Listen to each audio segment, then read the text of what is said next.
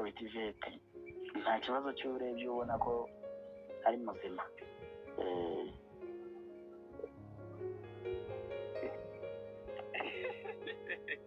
Cyane gusetse cyane. Ivete uri arepfa kwaga kwandi. Yo. Reka ta. Kandi ubwo uzi ngo n'uwawe. Shamva rero nkubwire mwana. Uriya ufite umwana w'imyaka hafi nk'irindwi niba atari 8. Reka ubwo se ejo bundi zo numva asaba ko umugabo anambwira ngo ngorarebe uburyo ngo muri iyi minsi ngo yamujyana ngo mu mago. Ubwo rero shasi inzu ubwo ngubwo mufite uko by'mwabipanze nyine nta kundi. Gusa be attention mwana sawa. Naye nakuraburaga nk'umuniga wanjye.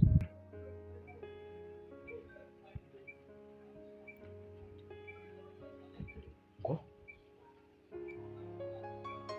ntabwo bishoboka.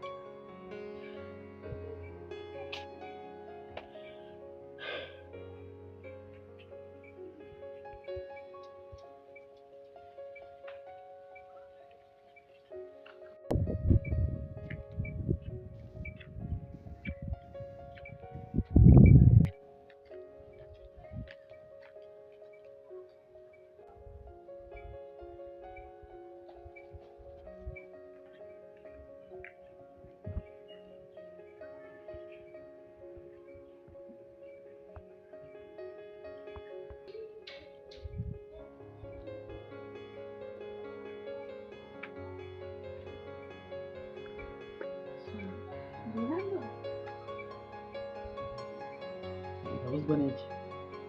Urabuzwa nyine tu nta soni. Umwaka urashize tubana si ushize warampisha ukuri ntitwakundana imyaka 2 wayiteranya ubwo si 3. Wari usitse ko ibanga uzaribika imyaka ingahe ku buryo imyaka 3 yose ishira nta jambo nini na rimwe untungurikirije ngo umbwire ukuri kwawe kose. Ndamutera habaye iki?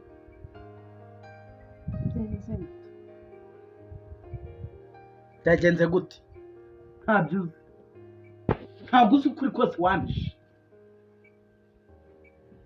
Ndi kukureba nkumva nabuze ikintu kurebamo, ndi kukureba nkabona urindegera, ndi kukureba nkabona uri mabeshu ku muhanda regera mbi cyane. Wowe urampisha ko wabyaye umwana akaba afite imyaka 7 ntabyo nzi. Ziba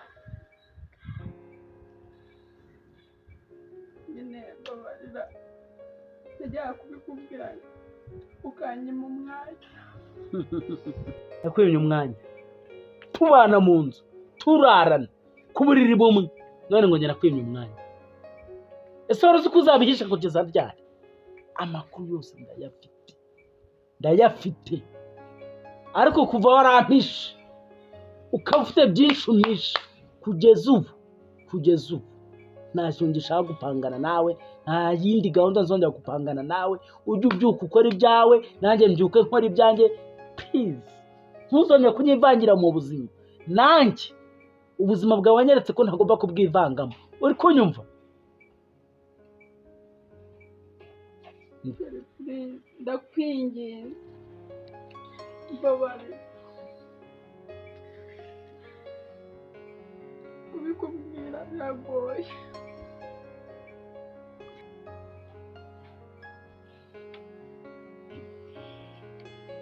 Nagwishe ikintu gikomeye ndabyumva. Hako mwajye muba proud yabo muri bo yawuriwe kugira umwana ni ikibazo. Wanyeretse ariko timo makuru menshi yawe ninda wagiye ukuramo zose n'isaha n'itariki bazikuremo zose. Reka nkubaze abaramugeze mu by'ukuri ushaka kugira ingo zingahe wataye? Ushaka kugira ingo zingahe ku buryo waje ubyuka kwa Nshogoza ukajya mu bandi bagabo simva ngo umugabo washaka kugutwara nona zinga ugende umusange ariko umpa amahoro cyanaho uzigira mbana n'indyarya nkawe nshaka gutuza nkubaka umuryango nkatuza cyo cyatumye nkurongora ariko unyeretse ko umugore ari umwana wundi.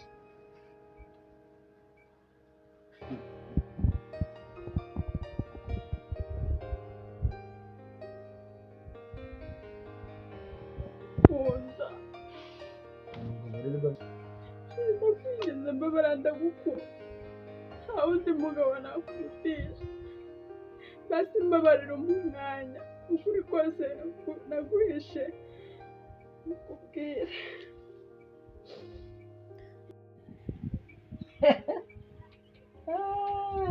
Mbace ngukire ndakwinginze mbabarira.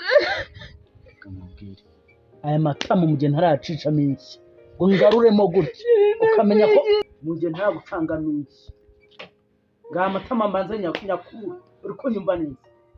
Ndakura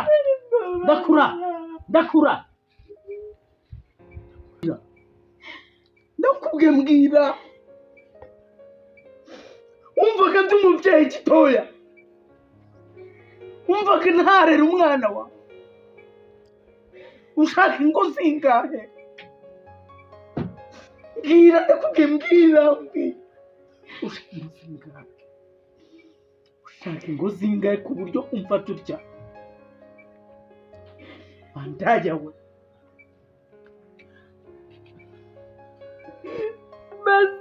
basi winyita indanda kwinginze iryo jambo ricengura umutima mbabarira unyumve ubundi mugabo nakurutisha mbabarira.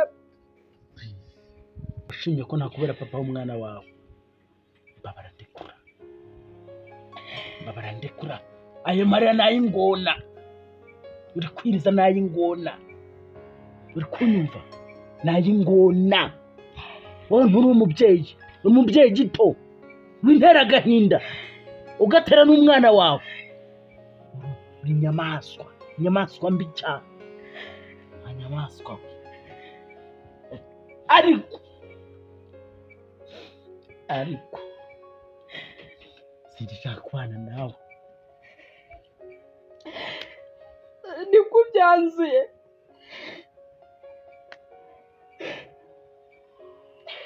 urakoze.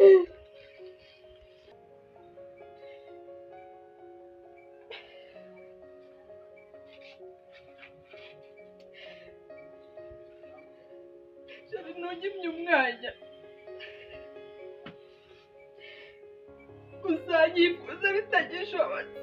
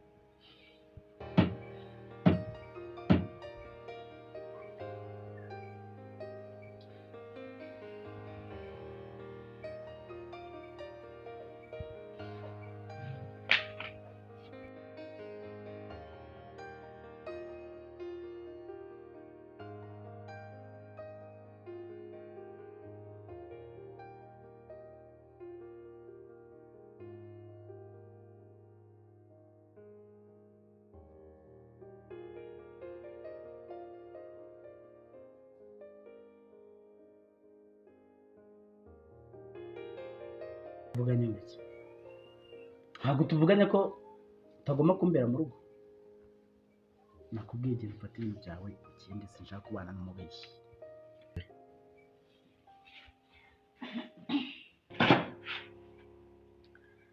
ndicaye niba wumva bikubabaje ko nicaye aha ni mu rugo rwanjye ibikubabaza ujye mu rukiko batugabanye iwawe ntabwo unyirukana gutyo narasezeranye ibyo uri kwitwaza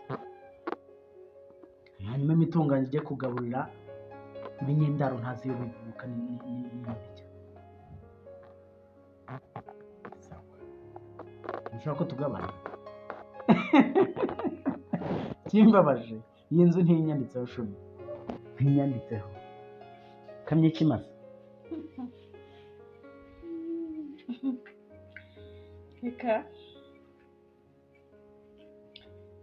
ibyo ntabwo nzi kubyumva nta nubwo nanabyumva rwose itakwanditseho se yanditseho umva twari abamenye uramutse ubonye urutoboye rwanjye saniye ko nshobozi navutse ncurane kabiri umutungo wose mfite wanditse kuri mama sheri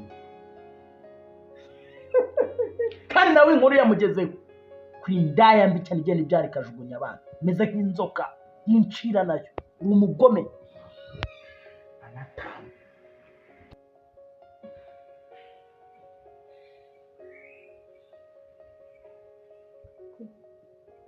umutungo ntumwanditseho arankubise angiza ikimuga none aranyirukanye ngo n'umutungo ntumwanditseho oya ntabwo bishoboka